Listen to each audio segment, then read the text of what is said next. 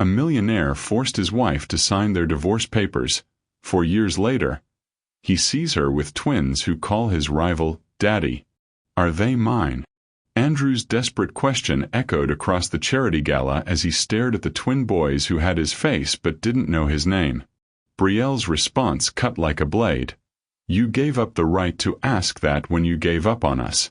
4 years ago, Andrew had forced his wife to sign divorce papers while she was secretly pregnant, convinced a family would destroy his empire. Now those same children stood beside Dominic Harrington, Andrew's ruthless business rival, calling him Daddy while looking at their biological father with the polite confusion reserved for strangers. And the recording Brielle was about to play would prove Andrew had thrown them away before they were even born. Before we continue this wonderful story, click that subscribe button, like this video and comment where you're watching from. Your support helps us bring more wonderful stories, and trust me, you won't want to miss them. Now let's get into the story. Once upon a time in the steel heart of Manhattan, there lived a man named Andrew Callahan. He was a millionaire in his late 30s, a man who had built an empire from ambition and ruthlessness. Everyone in the financial district knew his name.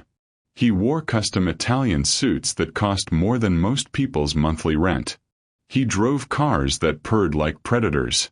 He walked into boardrooms like a king entering conquered territory, his handshake firm enough to remind you he could crush you if he chose to. Andrew was brilliant, calculated, and cold. He loved 3 things: control, legacy, and winning. Everything else, including people, was simply a means to an end. But behind the penthouse office, behind the magazine covers and the power lunches, there was one part of his life that gnawed at him every single day. His wife, Brielle Thompson, wanted a family. And Andrew wanted freedom. Brielle was everything Andrew was not. She was soft where he was sharp, patient where he was demanding. She had warm brown eyes that still held hope even after years of disappointment. She had smooth dark skin that glowed even in the harsh light of their marble-cold home. She was beautiful in a way that didn't need to announce itself. She had married Andrew when he was still building his empire, when the suits weren't yet custom and the cars weren't yet foreign. She had believed in him. She had loved him, not for what he owned, but for who she thought he could become. For 6 years she stood beside him. For 6 years she attended his galas, smiled for his cameras, and waited. Waited for him to slow down. Waited for him to look at her the way he looked at his stock portfolios. Waited for him to want the family they had whispered about in the early days of their marriage, back when his promises still meant something. But those 6 years became a prison for both of them. Because while Brielle dreamed of nurseries and laughter and little hands reaching for hers, Andrew dreamed of expansion, acquisition, and a name that would outlive him. Every time she mentioned children, his jaw would tighten. Every time she lingered over baby clothes in a store window, he would walk faster. He didn't want to be tied down. He didn't want soccer games and school plays interrupting his empire building. To Andrew, a family was a liability, a distraction, a weakness he couldn't afford. One cold evening in November, the tension that had been simmering in their marriage finally exploded. The air in their penthouse was thick with unspoken resentment. The city lights glittered far below, indifferent to the war being waged inside. Brielle sat on the edge of their king-sized bed, her hands folded in her lap, her heart already breaking before the first word was spoken. Andrew entered the bedroom with his tie already loosened, his jaw clenched, his eyes hard. He carried a manila folder. He dropped it onto the bed beside her like it was a business transaction. "Sign it, Brielle," he said, his voice flat and final. Brielle's breath caught. She stared at the folder, knowing what it was without opening it. Her voice came out barely above a whisper. "Andrew, what is this?" "Divorce papers." He said it like he was announcing a merger. No emotion. No regret. "It's time. We both know this isn't working." Her hands trembled as she reached for the folder. She opened it slowly, each word on the page blurring through the tears gathering in her eyes. "Not working," she repeated, her voice shaking. "Andrew, we made vows. We promised to try. We promised. We promised a lot of things." He cut her off, turning his back to her as he stared out the floor-to-ceiling windows. "But people change, Brielle. I've changed. I know what I want now. And it's not this. Not this." Her voice broke. "You mean not me?" He didn't answer, and his silence was more brutal than any words could have been. Brielle stood slowly, the papers clutched in her shaking hands. "You're doing this because I want a family. Because I want us to be more than business partners living in the same house. That's what this is really about, isn't it?" Andrew's shoulders tensed. "You want something I can't give you. You want time I don't have. You want me to become someone I'm not." He turned to face her, and his eyes were ice. "I'm building something that will last, Brielle. Something that matters. I don't have room for distractions." Distractions. The word felt like a slap. "Is that what I am to you now? A distraction?" "You want children," he said flatly. "You want me home by 6. You want weekends in the suburbs and family vacations. That's not my life. It will never be my life." Tears spilled down her cheeks. "I want a husband who sees me, who loves me, who remembers why he married me in the first place." "Is that so terrible?" "What's terrible," Andrew said, his voice rising, "is wasting years on something that was never going to work. My lawyers have been very generous in the settlement. You'll be comfortable. You'll be fine. Comfortable." Brielle laughed bitterly, a sound choked with pain. "You think this is about money? Andrew, I left everything for you. I believed in you when no one else did. I stood beside you through every failure, every late night, every moment when you doubted yourself. And now that you've made it, now that you have everything you wanted, you throw me away like I'm nothing." Andrew's jaw clenched. "I'm not throwing you away. I'm setting us both free." "Free?" She shook her head, tears streaming freely now. "You're setting yourself free. I'm just the collateral damage." He said nothing. The silence stretched between them like a chasm. Finally, Brielle looked down at the papers in her hands. Her heart screamed at her to fight, to beg, to make him remember the man he used to be. But her pride, the one thing she had left, wouldn't let her. She walked to the desk, picked up a pen, and signed her name on every line marked with a tab. When she was done, she set the pen down carefully and looked at Andrew one last time. "You're going to regret this," she said softly. Not as a threat, as a truth. Andrew didn't respond. He simply watched as she walked out of the bedroom, out of the penthouse, and out of his life. What Andrew didn't know, what he couldn't have known, was that as Brielle walked away with nothing but a duffel bag and her shattered heart, she carried something else. Something he would never know about. Something that would change everything. She was 8 weeks pregnant with twins. The night Brielle left Manhattan, she didn't look back. Not at the glittering skyline that had once felt like home. Not at the penthouse windows that held 6 years of her life. Not at the city that had watched her become Mrs. Andrew Callahan and now watched her become no one at all. She took a Greyhound bus heading north, her duffel bag pressed against her chest like armor. The other passengers slept or stared at their phones, but Brielle sat rigid in her seat, one hand resting protectively over her stomach where 2 tiny hearts beat beneath her own. She hadn't known she was pregnant when she signed those papers. She'd discovered it 3 days later, staring at 2 pink lines in the bathroom of a cheap hotel, her world simultaneously shattering and rebuilding itself in the span of a single breath. She could have told Andrew.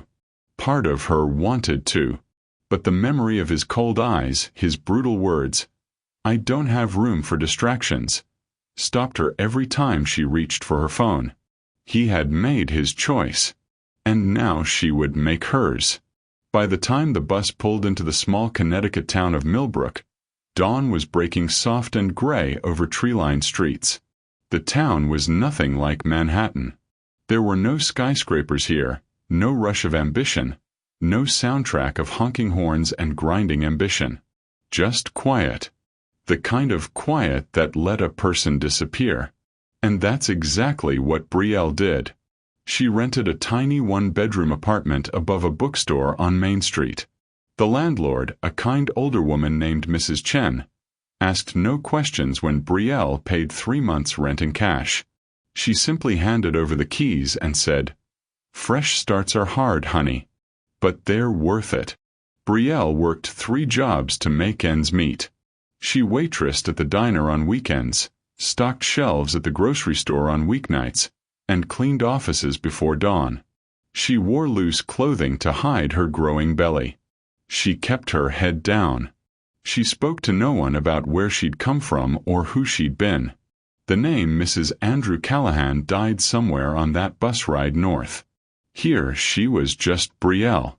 Just a woman trying to survive. But she wasn't just surviving. She was preparing. Every night, after her body ached from standing all day and her hands smelled of bleach and fryer grease, Brielle sat at the small desk by her window and wrote letters. Letters to the 2 souls growing inside her. Letters they would read someday when they were old enough to understand. "Dear Noah and Landon, today I felt you kick for the first time. You're real now in a way that makes my heart hurt and sore at the same time. I don't know what kind of mother I'll be, but I know this. I will never make you feel like you are too much. I will never make you feel like loving you is a burden. You are not distractions. You are not complications. You are mine. And I am yours. Forever." The months passed slowly, each day heavier than the last. But Brielle didn't break. She couldn't afford to. She went to prenatal appointments alone, her hand gripping the examination table while the ultrasound technician smiled and pointed to 2 flickering heartbeats on the screen. She assembled cribs by herself in the middle of the night, following YouTube tutorials and crying when she couldn't get the screws to fit. She bought second-hand baby clothes from yard sales and washed them by hand, folding each tiny onesie with the kind of reverence reserved for sacred things. On a freezing January morning, 7 months after she'd left Manhattan, Brielle's water broke in the middle of her shift at the diner. Mrs. Chen drove her to the hospital, holding her hand through every contraction as they sped through snow-covered streets. There was no champagne when Noah and Landon arrived. No balloons. No excited family crowding the waiting room. Just Brielle, exhausted and trembling, holding 2 impossibly small boys wrapped in hospital blankets. Noah came first, quiet and watchful, his dark eyes blinking up at her with ancient wisdom. Landon followed minutes later, wailing loud enough to announce his presence to the entire floor, his tiny fists already fighting. "You're here," Brielle whispered, tears streaming down her face. "You're finally here." She stayed in the hospital for 2 days. The nurses cooed and asked about the father, and Brielle smiled politely and said nothing. When she left with her sons bundled against the winter cold, stepping into Mrs. Chen's old Honda, she felt something she hadn't felt in months. Not happiness. Not yet. But something close to it. Something like hope. The first year was a war of attrition. Sleepless nights. Endless feedings. The kind of bone-deep exhaustion that makes you forget your own name. But Brielle fought through it with a fierceness that surprised even her. She worked when the boys slept. She learned to function on 3 hours of rest.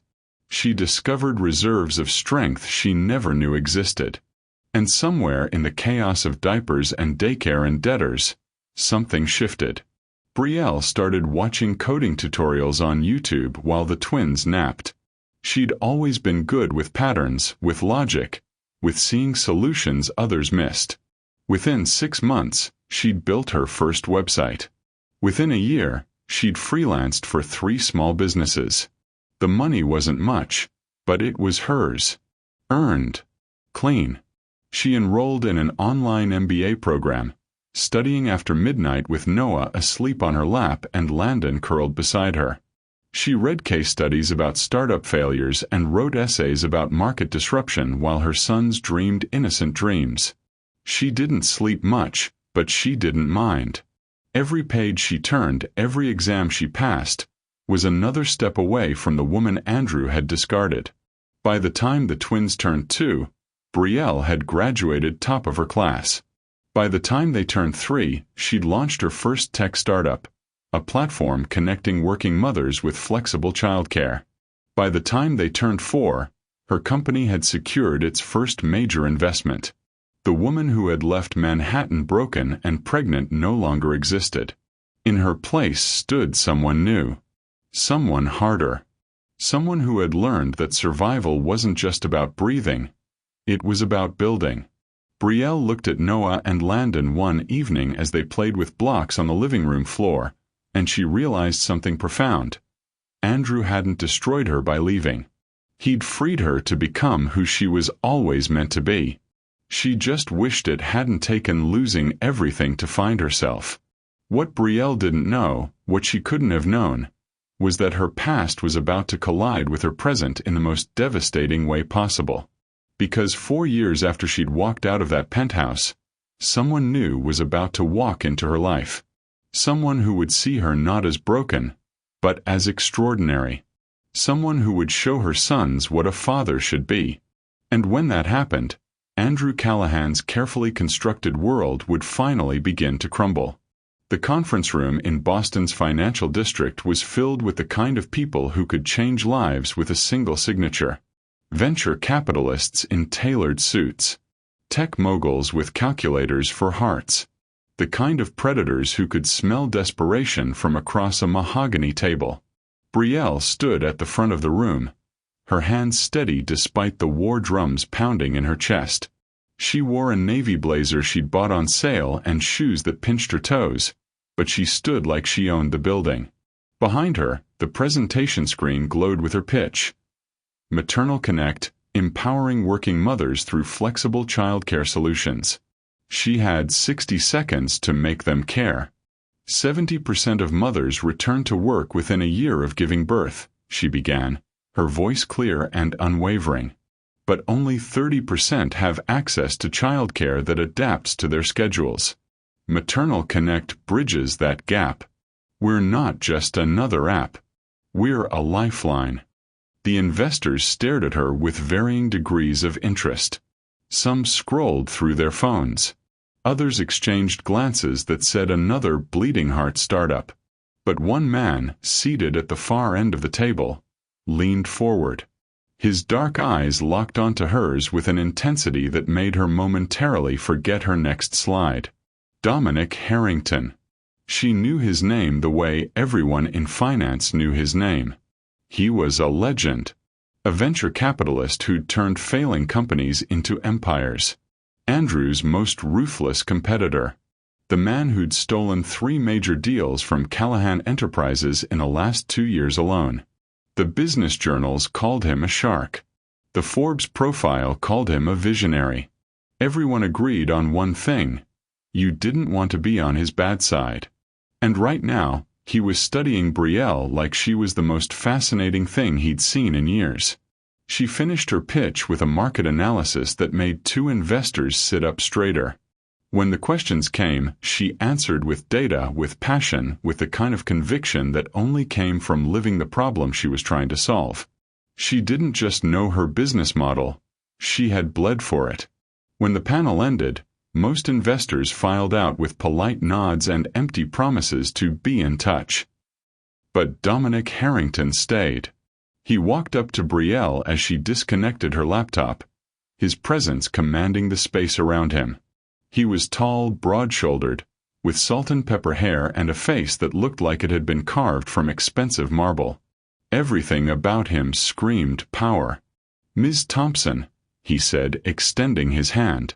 His voice was deep, warm, the kind that made you want to trust him despite knowing better. "Mr. Harrington." She shook his hand firmly, refusing to be intimidated. "That was the best pitch I've heard in 5 years." He smiled, and it transformed his entire face from predator to something almost human. "You didn't just present a business. You presented a solution to a problem that most people in this room don't even know exists." "Most people in this room have never had to choose between their career and their child's fever," Brielle replied, not bothering to soften the edge in her voice. Dominic's smile widened. "No, they haven't. Which is exactly why they're going to miss this opportunity." He pulled a business card from his pocket and handed it to her. "But I won't. Call my office tomorrow. Let's talk about funding." Brielle stared at the card, her heart hammering. Just like that. Just like that. He tilted his head, studying her. "You're not just smart, Ms. Thompson. You're resilient. And resilience, real resilience, is the rarest commodity in business. I invest in people, not just ideas. And you're someone worth investing in." He walked away before she could respond, leaving her standing alone in the empty conference room, clutching a business card that might change everything. The funding came first. Dominic's investment gave Maternal Connect the runway it needed to scale. But then came the mentorship, breakfast meetings where he challenged her assumptions, late-night emails where he connected her with contacts, strategic advice that showed her how to play the game without losing herself in it. And then, slowly, unexpectedly, came friendship. Dominic never asked about her past, never pressed when she deflected personal questions. He simply showed up. Consistently. Reliably. Like gravity. 3 months after their first meeting, on a snowy February evening, everything shifted. Brielle's car had broken down on the side of Route 7, steam pouring from under the hood. She'd been driving back from a client meeting in Hartford, already running late to pick up Noah and Landon from daycare. She'd called for a tow truck, bundled the boys in their winter coats, and started walking toward the nearest gas station 2 miles away. That's when the sleek black Mercedes pulled up beside her. Dominic rolled down the window, concern etched across his features. "Brielle. What happened?" She'd nearly cried from relief. "Car died. I need to get the boys somewhere warm." "Get in." It wasn't a request. Noah and Landon were half asleep in her arms, heavy and trusting. Dominic opened the back door, adjusted the heated seats, and helped her settle the boys before they even fully woke up. Within minutes, they were wrapped in blankets from his trunk, their small faces peaceful against the leather seats. "Thank you," Brielle whispered as Dominic drove. "I didn't know who else to call." "I'm glad you were on my route." He glanced at her, then at the boys in the rearview mirror. "They're beautiful, Brielle. They're my whole world." Something in his expression softened. "I can see that." They drove in comfortable silence for a while before Dominic spoke again. "Have you eaten? There's a family restaurant up ahead. Let me buy you dinner. All of you." Brielle hesitated. This felt different from their breakfast meetings. More personal. More dangerous. "Please," he added quietly. "Let me help." She nodded, not trusting her voice. The restaurant was warm and bright, with red vinyl booths and the smell of home-cooked food. Noah and Landon woke up as they walked in, blinking in confusion before Landon spotted the colorful fish tank by the entrance and gasped. "Fishies!" He squealed, pressing his hands against the glass. Dominic crouched down beside him, pointing out different fish with surprising knowledge. "That's a clownfish. And that orange one? That's a koi. Pretty cool, right?" Landon nodded enthusiastically. Noah, always more reserved, watched Dominic carefully before asking, "Do you like fish?" "I love them," Dominic said seriously. "They're peaceful. They don't judge." Noah considered this, then smiled. "Rare and precious." "Me too." Dinner was chaos in the best possible way. The boys spilled juice, fought over crayons, and asked Dominic 1,000 questions about everything from fish to dinosaurs to why the sky was blue. And Dominic, this titan of Wall Street, this shark who made grown men nervous, answered every single question with patience and genuine interest. When Landon's chicken nuggets fell on the floor and he started to cry, Dominic flagged down the waitress and ordered him a fresh plate without hesitation. When Noah couldn't cut his pancake, Dominic cut it into perfect squares without being asked. Brielle watched it all with something aching in her chest. As they finished dessert, Landon climbed down from his seat and tugged on Dominic's sleeve. "Uncle Dom, can we see the fish again before we go?" The words hung in the air. Uncle Dom. Dominic's eyes widened slightly, then softened. He glanced at Brielle, silently asking permission. She nodded, unable to speak past the lump in her throat. "Sure, buddy," Dominic said gently, taking Landon's small hand. "Let's go look at the fish." Noah scrambled to join them, reaching for Dominic's other hand. And just like that, the three of them walked toward the fish tank. Two small boys and a man who looked at them like they were the most important people in the world. Brielle sat alone in the booth, watching them through the restaurant's warm light. Dominic was laughing at something Landon said, his whole face transformed with joy. Noah leaned against his leg, comfortable and safe. And Brielle felt something she hadn't allowed herself to feel in 4 years. Terror. Because this kindness, this care, this man who showed up without asking for anything in return, felt like falling. And the last time she'd fallen, she'd shattered into 1,000 pieces. But as she watched Dominic lift Landon up so he could see the fish better, as she saw Noah smile that rare, brilliant smile, she wondered if maybe, just maybe, the fear wasn't of falling. Maybe it was of finally landing somewhere safe, and not knowing if she deserved it. The guilt came at night, when the boys were asleep and the apartment was quiet enough to hear her own thoughts. Brielle would lie awake, staring at the ceiling, and Andrew's voice would echo through her mind like a ghost she couldn't exorcise. "I don't have room for distractions." She'd remember the coldness in his eyes when she told him, before the divorce, before everything shattered, that she wanted to try for a baby. How he'd looked at her like she'd suggested burning down his empire. How he'd turned away from her tears without a word, leaving her sobbing alone in their bedroom while he answered emails in his study. And now Dominic was here. Kind, patient Dominic, who looked at her sons like they were miracles instead of inconveniences. Who showed up. Who stayed. The guilt told her she didn't deserve this. That she was betraying something by allowing herself to feel again. That loving someone new meant erasing what came before, even if what came before had nearly destroyed her. But Dominic never pushed. He simply existed in their orbit, steady as a lighthouse. It started small. He'd text Brielle during the day. "How's Noah's cold? Did Landon's rash clear up?" He remembered everything. Which twin was allergic to strawberries, which one was afraid of thunder, which one needed his blanket tucked in just so before he could sleep. Then the texts became visits. Coffee on Saturday mornings, which turned into pancakes in Brielle's tiny kitchen with the boys climbing on his lap.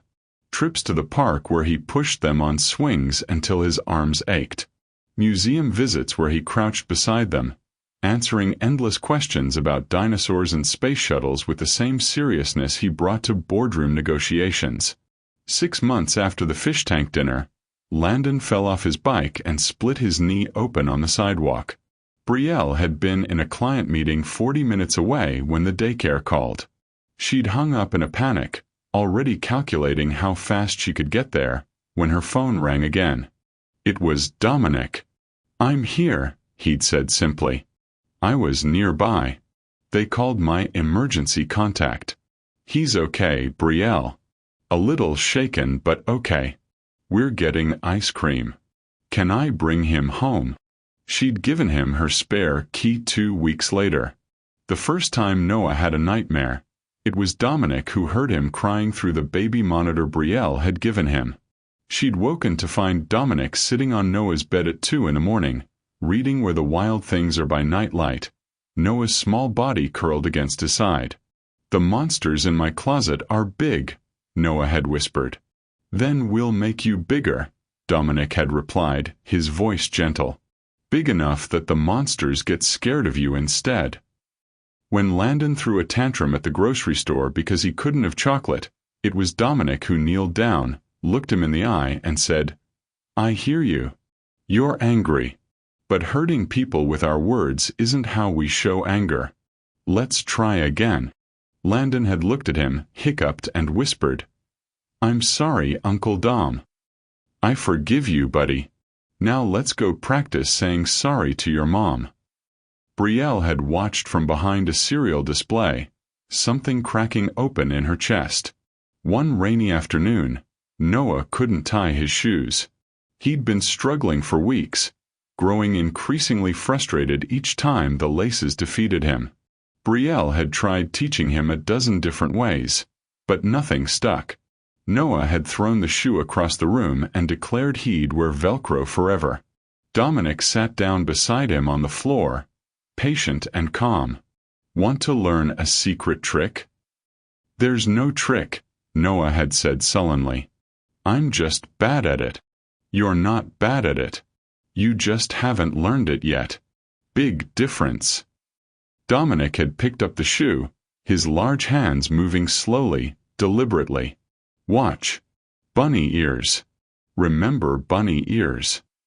For 30 minutes, he practiced with Noah. Over and over, never showing frustration, never giving up. When Noah finally tied his first successful bow, he'd looked up at Dominic with such pride that Brielle had to leave the room before they saw her cry. A year passed. Then another. Dominic became woven into the fabric of their lives so seamlessly that Brielle couldn't remember what it felt like before him. He was there for first days of school, for chickenpox, for lost teeth and found treasures. He taught Landon how to ride his bike without training wheels and celebrated like he'd won the lottery when Landon finally succeeded. He helped Noah build a volcano for the science fair and stayed up until midnight making sure the papier-mâché dried properly. He never called himself their father. Never tried to replace anyone. He was just there. Consistently. Unconditionally. Present. And somewhere between the everyday moments and the extraordinary ones, Brielle fell in love with him. It terrified her. This love felt different from what she'd had with Andrew.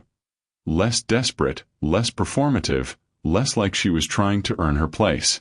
With Dominic, she didn't have to shrink herself to fit into his life. He expanded to make room for all of her. Her ambition, her boys, her scars. I'm scared, she'd admitted to him one evening after the boys were asleep. They were sitting on her tiny balcony, watching stars appear over Connecticut's quiet skyline. Of what? He'd asked, his voice soft. Of this. Of you. Of how much she'd stopped, unable to finish. Dominic had taken her hand, his thumb tracing circles on her palm. I'm scared too. But I've learned something in my 42 years, Brielle. The things worth having are always the things that scare us most. 2 years after that snowy night at the fish tank, on an ordinary Tuesday evening in November, Dominic asked if he could talk to all three of them. He seemed nervous, which was unusual. Dominic never got nervous. They gathered in the living room, Brielle on the couch, Noah and Landon on the floor with their Legos, Dominic standing before them like he was about to give the most important presentation of his life. I have a question, he began, his voice steady despite the emotion flickering in his eyes. He looked at the boys first. For you too. Noah and Landon looked up, curious. Dominic kneeled down to their level, his throat working. I love you both. More than I knew it was possible to love anyone. You're smart and brave and kind, and every single day with you is a gift. You've made my life make sense in ways I didn't know it could. He paused, swallowing hard. So I'm wondering, can I be your forever daddy? Not Uncle Dom. Just Daddy. The room went absolutely silent. Landon blinked, processing. Noah's eyes went wide. Then Landon scrambled to his feet and threw his arms around Dominic's neck. Yes. Yes, yes, yes. Noah followed, quieter but just as certain. You already are, he whispered into Dominic's shoulder. You were always our daddy. Dominic's breath caught. He wrapped his arms around both boys, holding them like they were the most precious things in the world. When he looked up at Brielle, his eyes were shining. And you, he said, his voice rough with emotion. Brielle Thompson, would you marry me? Would you let me spend the rest of my life showing up for you? For them. For us. Brielle couldn't speak. Tears streamed down her face as she watched her sons, their sons, cling to the man who had chosen them every single day. The man who had loved them not because biology demanded it, but because his heart couldn't do anything else. She nodded, then found her voice. Yes. God, yes. Dominic stood, boys still attached to him, and crossed to her. He kissed her forehead, her cheeks, her lips, while Noah and Landon giggled and squirmed between them. They stood there in the small living room, wrapped around each other, and Brielle realized something profound. This was what love was supposed to feel like. Not the desperate need to be seen. Not the constant fear of being too much. This was safety. Choice. Home. And for the first time since she'd signed those divorce papers 4 years ago, Brielle didn't feel guilty for moving forward. She felt free. 4 years had transformed Brielle Thompson into someone the old Brielle wouldn't have recognized. Maternal Connect had grown from a desperate startup into a tech success story. Forbes had featured her in their 30 under 40 list. TechCrunch called her the voice of working mothers in the digital age. She'd given a TEDx talk that went viral, spoken at Harvard Business School, and turned down acquisition offers from 3 Fortune 500 companies. She was no longer the woman who had walked out of a penthouse with nothing but a duffel bag and shattered dreams. She was the woman who had built an empire from those shattered pieces. But when Dominic asked her to co-host the annual Harrington Foundation charity gala, her first instinct was to refuse. It's in Manhattan, she'd said carefully, standing in their kitchen, in the brownstone they'd bought together in Greenwich. At Harrington Hall. I know. Dominic had wrapped his arms around her from behind, resting his chin on her shoulder. But you've been hiding long enough, Brielle. You've built something extraordinary. Why should you keep it in the shadows because he might be there? He will be there. You know he will be. Andrew never missed an opportunity to network with New York's elite. And a Harrington event? He'd attend just to prove he wasn't intimidated by Dominic's success. Then let him see what he lost. Dominic's voice was gentle but firm. Let him see what you became without him. Brielle had closed her eyes, leaning back against her husband's chest. The thought of seeing Andrew again made her stomach twist. Not because she still loved him. That love had died the night he'd handed her divorce papers. But because she didn't know how she'd react. Would she crumble? Would 4 years of rebuilding collapse the moment she saw his face? I'll be right there, Dominic murmured against her hair. Every second. You won't face him alone. She'd agreed. But the weeks leading up to the gala felt like preparing for battle. The night of the event, Brielle stood in front of their bedroom mirror, barely recognizing herself. The crimson dress was custom-made, silk that flowed like liquid fire, with a neckline that was elegant without being provocative and a fit that spoke of confidence earned, not borrowed. Her hair was swept up in a style that showed the graceful curve of her neck. Diamond earrings, Dominic's wedding gift, caught the light like captured stars. She looked powerful, untouchable, rich. But inside, her heart hammered like she was 19 again, uncertain and afraid. "Mommy, you look like a princess." Landon burst into the room, already dressed in his miniature tuxedo. At 6 years old, he was all energy and joy, his father's eyes shining from a face that was entirely his own. Noah followed more quietly, adjusting his bow tie with serious concentration. He looked up at Brielle and smiled, that rare, precious smile that always undid her. "You look beautiful, Mom." "So do you both." She crouched down, careful not to wrinkle her dress, and cupped their faces. "My handsome boys. Are you sure you want to come tonight? It's going to be boring. Lots of adults talking about boring things." "Daddy said there would be chocolate fountains," Landon announced, as if this solved all potential boredom. "And he said we get to see Mommy be famous," Noah added softly. "We want to come." Brielle's throat tightened. They'd never called Dominic anything but Daddy. The adoption papers had been finalized 6 months ago, and Dominic had cried harder than the boys during the ceremony. Their birth certificates now read, Noah Harrington and Landon Harrington. No mention of Andrew Callahan. No trace of the man who'd never wanted them. "All right then." She straightened, taking their hands. "Let's go show New York what the Harringtons look like." The drive into Manhattan felt surreal. Brielle watched the skyline approach, those familiar towers of glass and steel that had once defined her world. 4 years ago, she'd fled this city like a refugee. Now she was returning as a conqueror. Harrington Hall glittered like a jewel on Fifth Avenue. Valets rushed to open car doors. Photographers lined the red carpet, their cameras flashing like lightning. This was Dominic's world, the world of the ultra-wealthy, where charity galas were measured not in good deeds but in 7-figure donations and social currency. "Ready?" Dominic asked, his hand finding hers in the back of the limousine.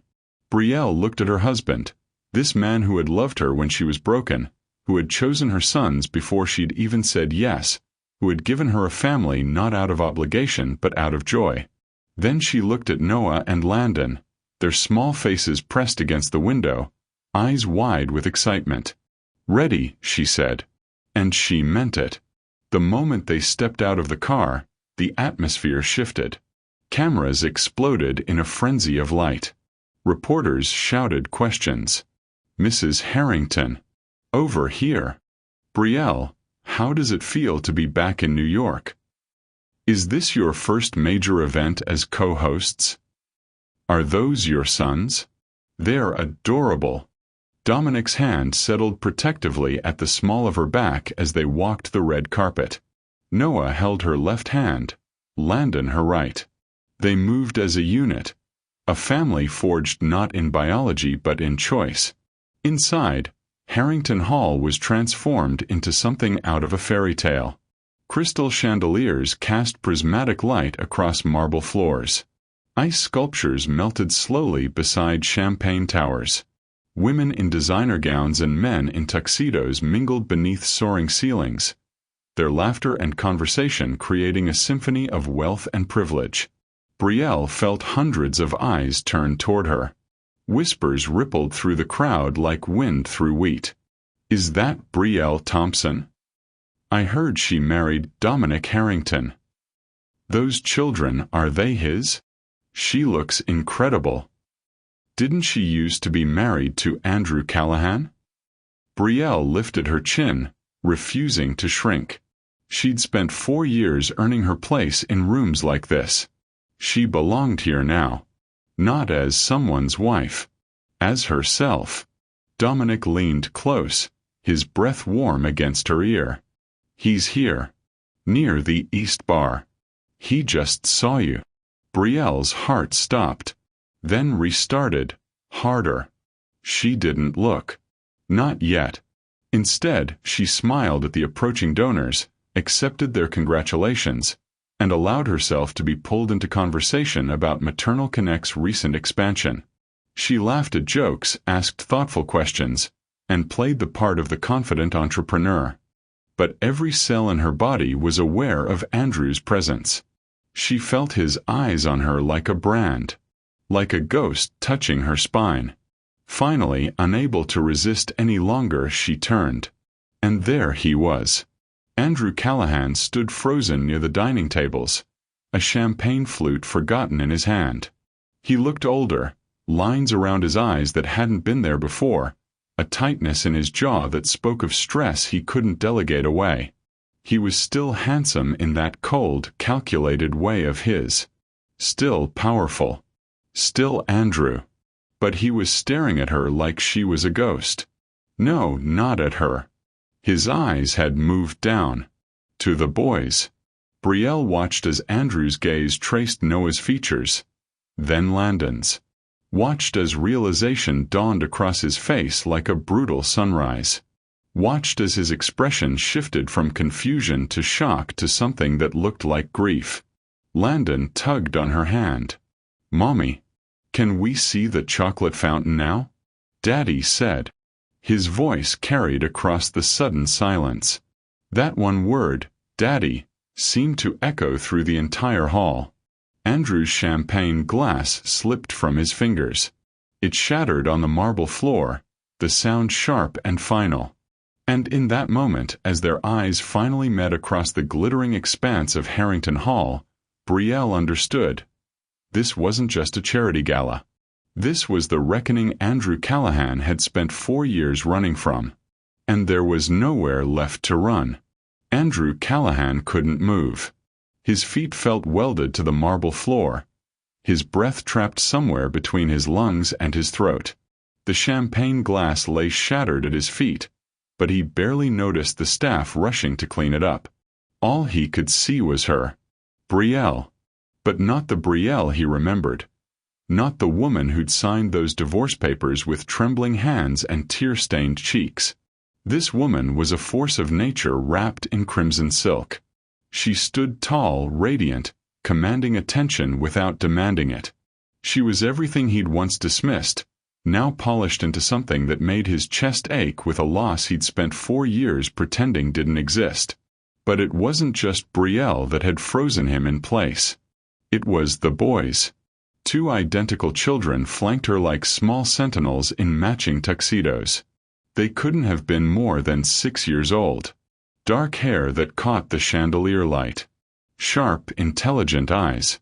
And something in the shape of their faces, the jawline, the way they held themselves, that made Andrew's blood run cold. They looked like him. No. That was impossible. The timeline didn't. His mind raced backward, calculating dates with the same precision he used for hostile takeovers. 4 years since the divorce. The boys looked about 6. Which meant, oh God, she'd been pregnant. When she signed those papers, when she walked out of his life, when he'd told her she was holding him back, she'd been carrying his children. The realization hit him like a physical blow. His vision tunneled. His carefully constructed world, the one where he'd made the right choice, where he'd freed himself from obligations that would have slowed him down, crumbled into ash. He watched as one of the boys, the more energetic one, tugged on Brielle's hand, his voice clear and bright in the elegant hush of the gala. "Daddy, can we get a cupcake? You promised." But the boy wasn't looking at Andrew. He was looking past Brielle, to where Dominic Harrington stood with his hand resting protectively on her back. "After we greet a few more guests, Landon," Dominic said warmly, crouching down to the boy's level.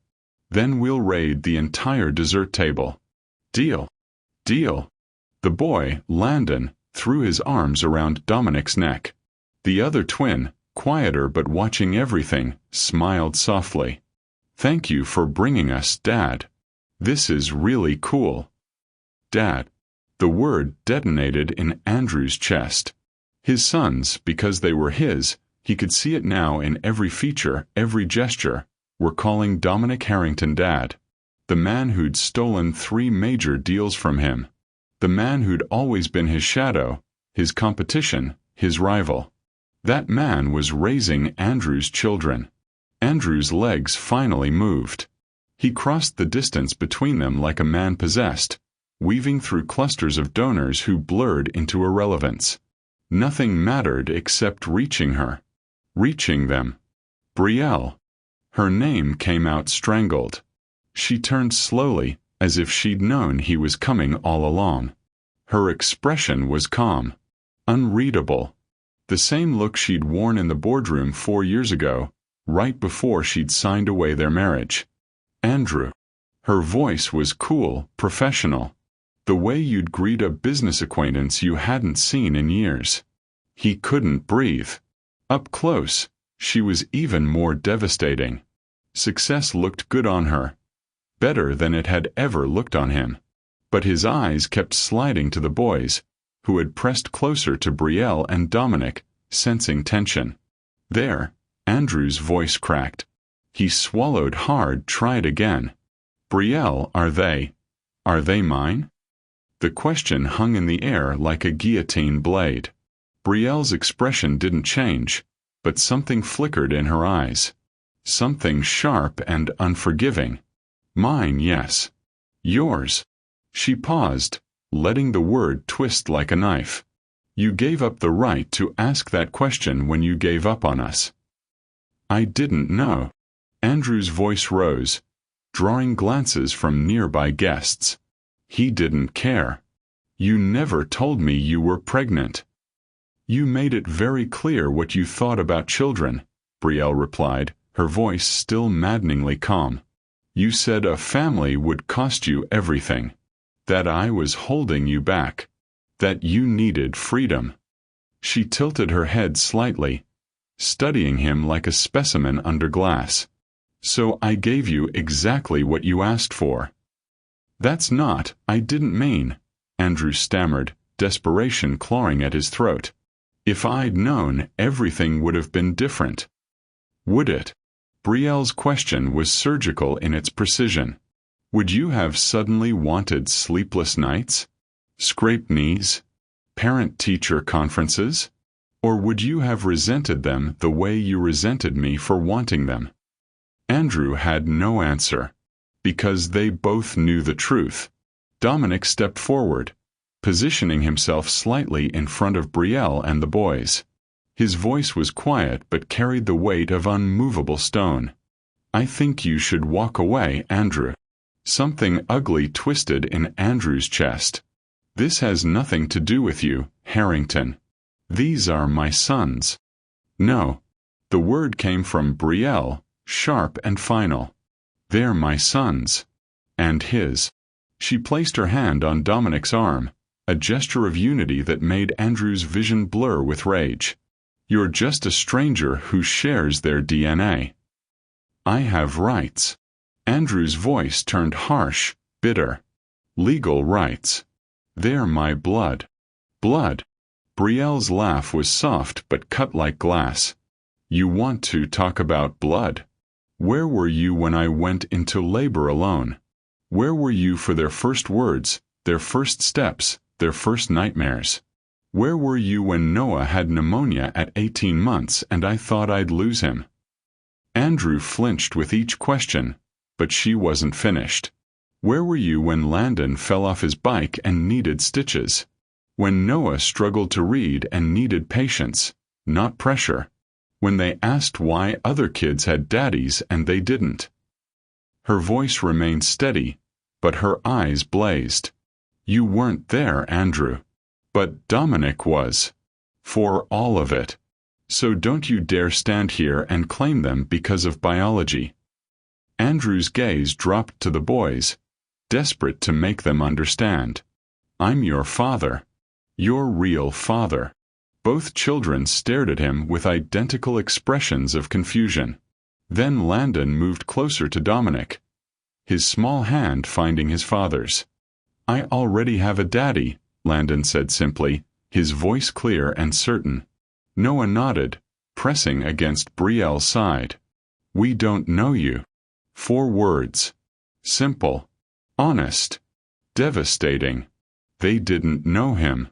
Andrew Callahan, who had built a financial empire, who commanded respect in every boardroom he entered, who had spent his entire life accumulating power, meant nothing to his own sons. "You turned them against me," Andrew spat, his bitterness finally erupting. "You poisoned them. This is why you disappeared, isn't it? So you could play happy family with him and erase me completely." "I didn't have to erase you," Brielle said softly. "You were never there to begin with." Dominic's hand settled on Andrew's shoulder, firm enough to be a warning. "You need to leave. Now. Before you make this worse for everyone, especially them." He glanced at the boys, whose eyes were wide with discomfort. Andrew looked around, suddenly aware of the dozens of eyes watching them. Phones held discreetly. Whispers spreading like wildfire. Tomorrow's headlines were already writing themselves. He'd lost. Not just Brielle.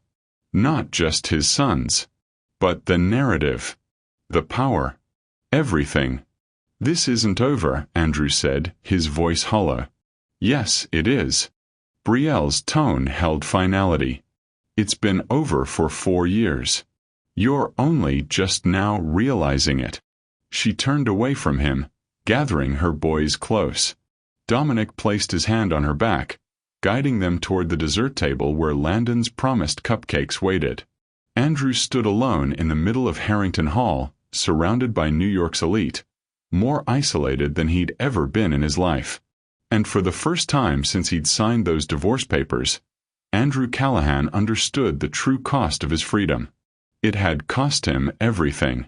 Andrew Callahan's penthouse had never felt so empty. He stood at the floor-to-ceiling windows, the same windows where he'd once told Brielle that a family would only slow him down, and stared at Manhattan's glittering skyline. The city that had once felt like his kingdom now looked cold and indifferent. 40 stories below, life continued. People laughing, loving, living.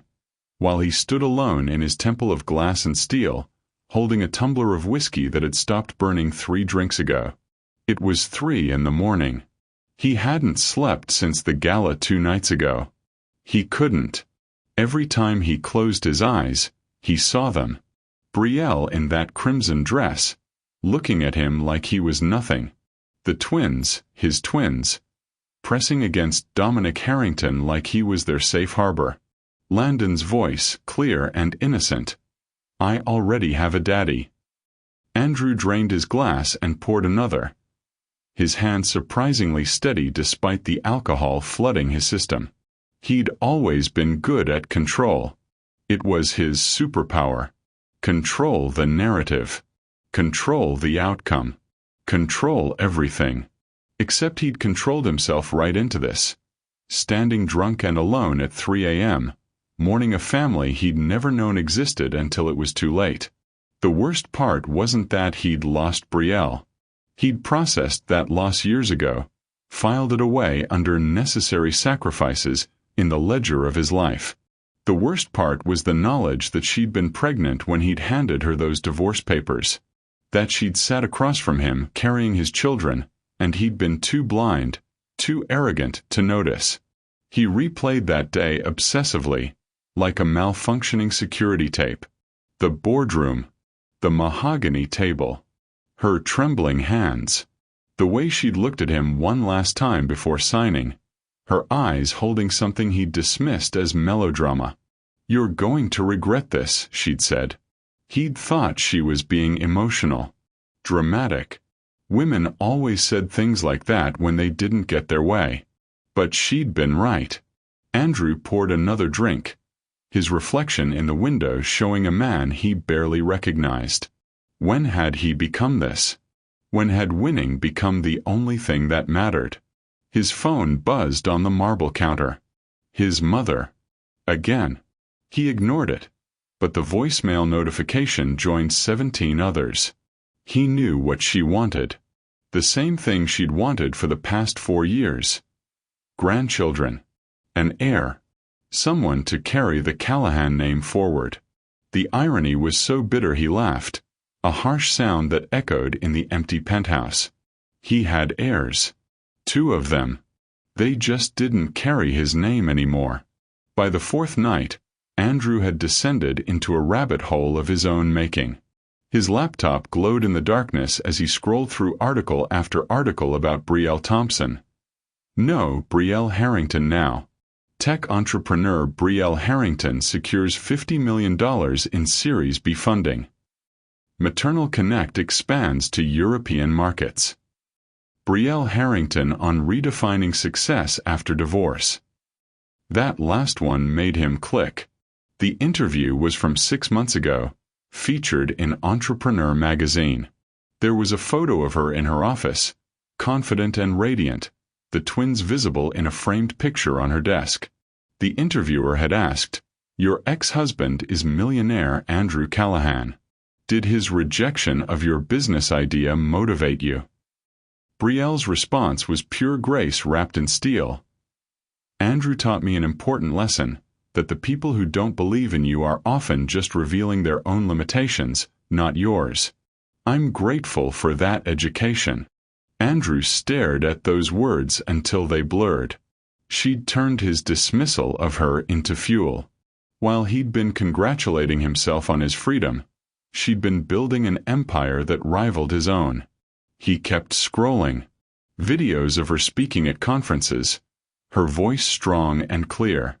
Photos from charity events where she and Dominic looked like Manhattan royalty, the twins always close by. Interviews where she discussed work-life balance, single motherhood, and rebuilding after loss, never once mentioning him by name, which somehow hurt more than if she'd attacked him directly. She'd erased him. Not through bitterness or revenge, but through irrelevance. His friends, the few who still returned his calls, spoke in hushed tones at the club. "Those boys look just like you, Drew. Everyone's talking about it. Saying they're yours. Harrington's raising your sons. You gonna let that stand? You should fight for them. Get lawyers. Make noise." But when Andrew looked at those photos of Noah and Landon, laughing with Dominic secure and happy, he saw children who didn't need him. Children who'd thrived without him. Still, pride was a vicious master. On the 7th day, Andrew's mother showed up unannounced, her Chanel suit crisp, her disappointment sharper. She stood in his living room, lips pressed into a thin line, and delivered the verdict he'd been dreading. "Those children have your eyes, Andrew. Your grandmother's chin. Everyone can see it." She paused, her voice dropping. "Everyone knows you abandoned your own sons." "I didn't know. Does that matter?" His mother's question was surgical. "You threw away a woman who loved you. You destroyed your marriage because you were too proud to compromise. And now the Callahan name, the legacy your father and I built, is being carried forward by a Harrington." She left without another word, her silence more damning than any tirade. That night, Andrew hired a team. Lawyers who specialized in paternity and custody. A PR firm to manage the narrative. Crisis consultants who promised they could turn this around, make him look like the victim who'd been deceived. The emails started 3 days later. Formal. Legal. Demanding paternity tests. Requesting mediation. Threatening court action. Each one carefully worded by attorneys who cost $800 an hour to make Andrew sound reasonable. Brielle's response came through her lawyer, brief and devastating. Mr. Callahan waived all parental rights when he initiated divorce proceedings while Ms. Thompson was pregnant. The children were legally adopted by Mr. Dominic Harrington with no contest. Mr. Callahan has no legal standing. Further harassment will be met with restraining orders. Andrew tried different approaches. He sent personal emails. Heartfelt letters that his PR team crafted to sound genuine. He even tried reaching out through mutual acquaintances, people who'd known them both. Nothing. Brielle didn't respond, didn't engage, didn't even acknowledge his existence, because she didn't owe him anything. Not her time. Not her forgiveness. Not her sons. 2 months after the gala, Andrew sat in his office, the same office where he'd made the deals that had defined his career, and realized something that carved him hollow. He'd won everything he'd wanted. The empire. The freedom. The legacy built on his terms. But he'd lost everything that mattered. His phone buzzed. Another photo had been posted online. The Harrington family at a park, the twins on swings, Dominic pushing them while Brielle laughed. They looked like a commercial for happiness. For the kind of life Andrew had been too blind to want when it was within reach.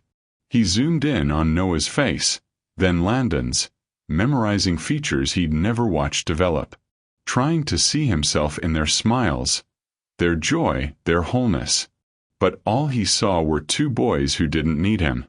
2 boys who'd already found the father they deserved. Andrew Callahan had spent his entire life building monuments to his success. But in the quiet darkness of his empty penthouse, he finally understood the difference between winning and succeeding. He'd won the divorce, the freedom, the control. But Brielle had succeeded at the only thing that truly mattered, building a life worth living. And he would spend the rest of his days as a footnote in a story that had flourished beautifully without him. A cautionary tale about the price of pride. The cost, it turned out, was everything. Andrew Callahan waited in the lobby of the Maternal Connect headquarters for 43 minutes before Brielle agreed to see him. The receptionist had been polite but firm when he'd arrived unannounced. "Mrs. Harrington doesn't have any openings today. If you'd like to schedule, tell her Andrew Callahan is here. Tell her I'm not leaving until she talks to me." He'd sat in the modern waiting area, surrounded by photos of smiling mothers and their children, feeling like an intruder in a world he'd never bothered to understand. The irony wasn't lost on him. His ex-wife had built her empire on the very thing he'd dismissed as a distraction. When the receptionist finally returned, her expression was carefully neutral. "Mrs. Harrington will give you 15 minutes. Conference room B." The room was smaller than he'd expected. Glass walls. A simple table. 2 chairs. Brielle was already seated when he entered, her posture perfect, her expression unreadable. She wore a gray suit that meant business, her wedding ring from Dominic catching the afternoon light. She didn't stand, didn't offer her hand, simply gestured to the chair across from her. 15 minutes, Andrew. Then I have a meeting with actual stakeholders. The dismissal in her tone, the subtle reminder that he was not a stakeholder in her life, stung more than any slap could have. Andrew sat, suddenly uncertain how to begin. He'd rehearsed this conversation 100 times in his penthouse, but now, faced with her calm, assessing gaze, every practiced word evaporated. "Thank you for seeing me," he started. "I'm not doing this for you." Her voice was matter-of-fact. "I'm doing this so you understand unequivocally that there's nothing to discuss. Consider this closure. Brielle, please. Just listen." Andrew leaned forward, his hands clasped on the table. "I know I don't deserve anything from you. I know I destroyed what we had. But those boys, Noah and Landon, they're my sons. My blood. And his voice cracked. I want to be part of their lives. I want to know them." "Why?" The question was simple, but her eyes were sharp. "Why now?" "Because I see what I missed." The words tumbled out, raw and desperate. "Because I watch videos of them online and I see myself in their faces. Because I lie awake knowing they're growing up without me, calling another man dad, and it's killing me, Brielle. It's destroying me." "Good." The word landed like a blade. Brielle's expression didn't change, but something flickered in her eyes. Not sympathy, but a cold satisfaction. You should feel destroyed. You should feel every ounce of the loss you created. Because that's what I felt 4 years ago when you handed me divorce papers while I was carrying your children. I didn't know. You didn't want to know. She cut him off, her voice still eerily calm. There's a difference. You were so convinced that I was your obstacle, your burden, that you never once asked if there might be another reason I wanted to wait. To talk. To try. Andrew's throat tightened. If I had known you were pregnant, then what? You would have stayed out of obligation? Resented them the way you resented me? Brielle tilted her head. You would have been a father in name only, Andrew. Checking boxes. Showing up for appearances. Teaching them that love is a transaction and people are assets to be managed. That's not fair. Fair. For the first time, emotion cracked through her composure. You want to talk about fair? You forced me to sign away our marriage while I was 8 weeks pregnant. I was nauseous, terrified, heartbroken, and you couldn't even look me in the eye. You made me feel like I was nothing. Like wanting a family made me weak. Andrew flinched, but she wasn't finished. So I left. I rebuilt. I raised our sons alone through colic and fevers and nightmares. Through first steps you'll never see and first words you'll never hear. Through every milestone you decided wasn't worth your time. Her voice steadied again, returning to that terrible calm. And you want to know the beautiful part? They're extraordinary, Andrew. Smart, kind, brave. Everything I could have hoped for. And you had nothing to do with it. I want to fix this, Andrew said desperately. I want to make it right. Let me try. Let me be their father. Brielle reached for her phone, tapped the screen a few times, and turned it toward him. Do you remember this conversation? Andrew stared at the phone, confused. Then he heard his own voice, tinny but clear through the speaker. You want something I can't give you. You want time I don't have. You want me to become someone I'm not. I'm building something that will last, Brielle. Something that matters. I don't have room for distractions. His own words. From that night in the boardroom. Brielle's voice came next, small and broken. Distractions? Is that what I am to you now? You want children. You want me home by 6. You want weekends in the suburbs and family vacations. That's not my life. It will never be my life. The recording stopped. The silence in the conference room was suffocating. I recorded that conversation, Brielle said quietly, taking her phone back. Not because I planned to use it, but because I needed proof for myself that I wasn't crazy, that you really did say those things, that I wasn't imagining your cruelty. Andrew couldn't speak. Hearing his own voice, dripping with contempt for the very thing he now claimed to want, was unbearable. You said I was a distraction, Brielle continued, her eyes never leaving his. A delay. That a family would cost you everything. She paused, letting the words sink in. And I became everything anyway. Not because of you. In spite of you. I was wrong. You were honest. She stood, signaling the conversation was over. That's the part you don't understand, Andrew. You weren't wrong about who you were. You were exactly who you showed me. Ambitious. Driven. Cold.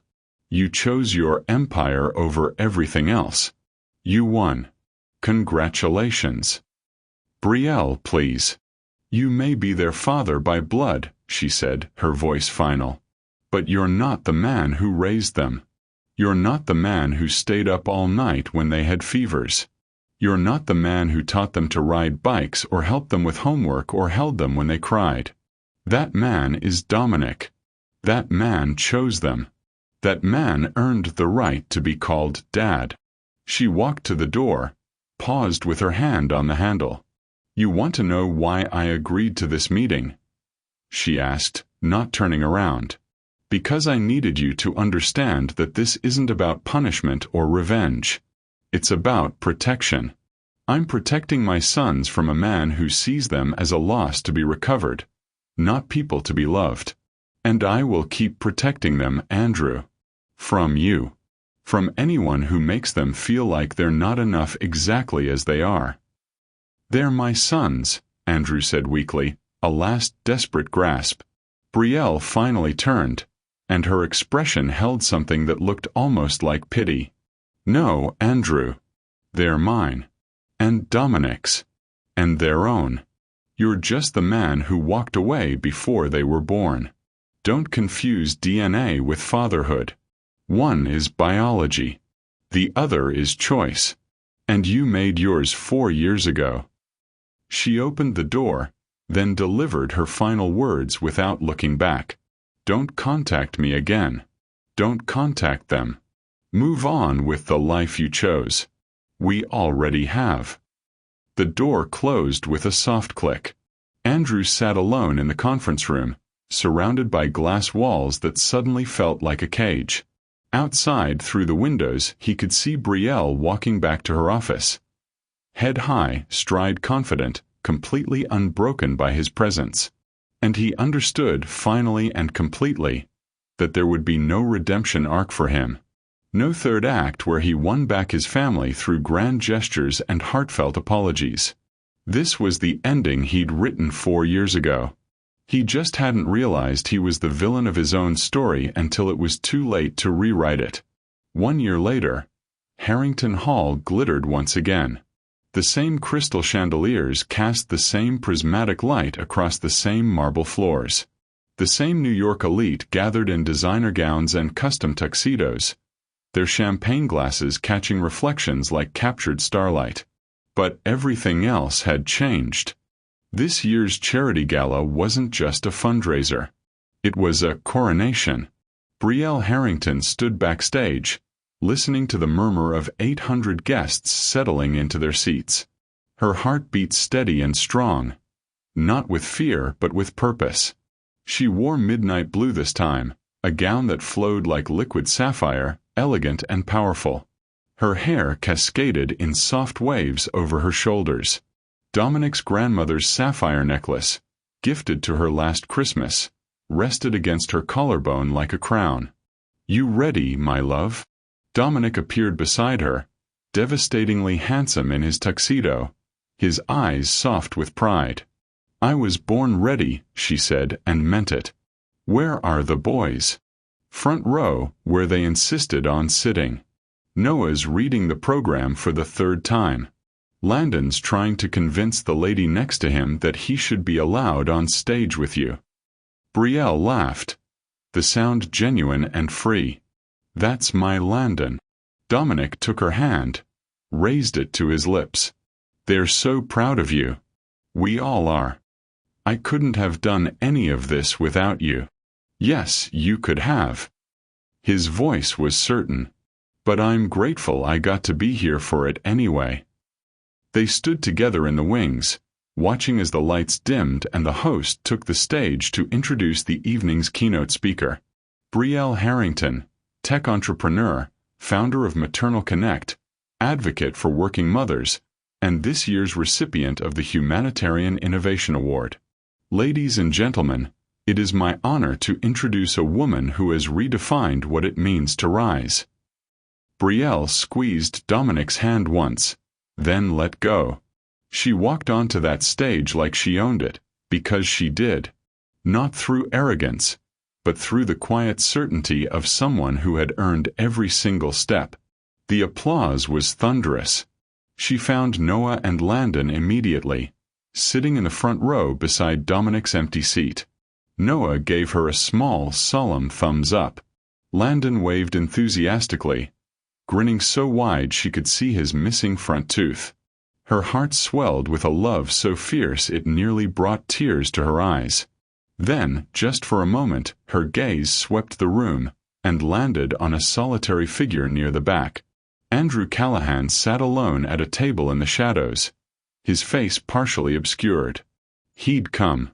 Of course he'd come. But this time, he wasn't part of the story. He was just another face in the crowd, watching a life that had flourished brilliantly without him. Brielle felt nothing. Not anger. Not triumph. Just a distant, gentle pity for a man who'd confused winning with living. She turned her attention back to the audience that mattered and began. 5 years ago, I sat in a boardroom and signed away my marriage, she said, her voice clear and strong. I walked out with nothing but a duffel bag, a broken heart, and a secret I hadn't yet discovered. I was 8 weeks pregnant with twins. The room went utterly silent. I could tell you this is a story about betrayal. About a powerful man who chose his empire over his family. About the cruelty of being told you're a distraction to someone you love. She paused, letting the words settle. But that's not the story I'm here to tell. She walked across the stage, her movement graceful and deliberate. This is a story about rebirth. About the moment you realize that being discarded doesn't diminish you. It liberates you. That the person who couldn't see your value was simply revealing their own limitations, not yours. Murmurs of recognition rippled through the crowd. Some knew her story. Others were hearing it for the first time. When I left New York 5 years ago, I had no plan. No safety net. Just 2 lives growing inside me and a promise I made in a cheap Connecticut apartment. These boys would never feel like they were too much. They would never feel like loving them was a burden. Her voice strengthened, passion bleeding through professionalism. I worked 3 jobs while pregnant. I studied for my MBA while rocking colicky infants at 3 a.m. I built my first website with one twin asleep on my lap and the other crying in the background. And you know what I learned. She paused for effect. That we are so much stronger than the people who underestimate us believe. That single mothers aren't tragic figures to be pitied. We're warriors who deserve to be supported. The applause started, but she raised a hand gently, not finished. Maternal Connect exists because I lived the problem it solves. Because I know what it's like to choose between your career and your child's fever. Because I understand that mothers don't need saving. We need systems that recognize our value and adapt to our reality. She looked directly at Noah and Landon, her voice softening with love. My sons taught me that family isn't defined by the people who stay when it's convenient. It's defined by the people who choose you when it's hard. Her gaze shifted to where Dominic had retaken his seat. And I was lucky enough to meet a man who chose us every single day. Who taught my boys that fathers aren't determined by biology. They're determined by presence, patience, and unconditional love. Dominic's eyes glistened. He touched his heart, then pointed to her. I love you. Brielle returned to center stage for her closing. So when people ask me about my ex-husband, about the man who forced me to sign those divorce papers, I don't feel anger anymore. I feel gratitude. She let that sink in, seeing confusion on some faces. Because his rejection was actually redirection. His inability to love me freed me to find someone who could. His decision to walk away from our sons meant they were raised by a man who wanted them desperately. Her voice dropped, intimate now, speaking to every person in that room who'd ever felt abandoned. I wasn't abandoned. I was freed. And in freedom I found myself. The silence lasted 3 heartbeats. Then the room erupted. 800 people rose to their feet, applause crashing like thunder. But Brielle only saw 2 small figures breaking free from their father's gentle grasp, running toward the stage with arms outstretched. She stepped down, crouched in her sapphire gown, and caught Noah and Landon as they collided with her in a tangle of joy and pride. You were amazing, Mommy. Landon shouted over the applause. We're so proud of you, Noah added quietly. his arms tight around her neck. Dominic joined them, lifting both boys so they could all embrace together. A family forged not in biology but in choice, in showing up, in love that cost everything and gave back more. The cameras flashed. The applause continued. But in that moment, Brielle was aware of only one thing.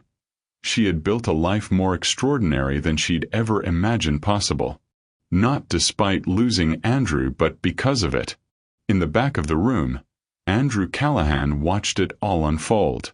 Watched his ex-wife, radiant, successful, beloved, surrounded by the family he could have had.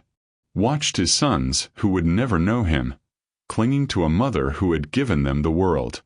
Watched the man who'd taken his place be everything he'd been too proud to become.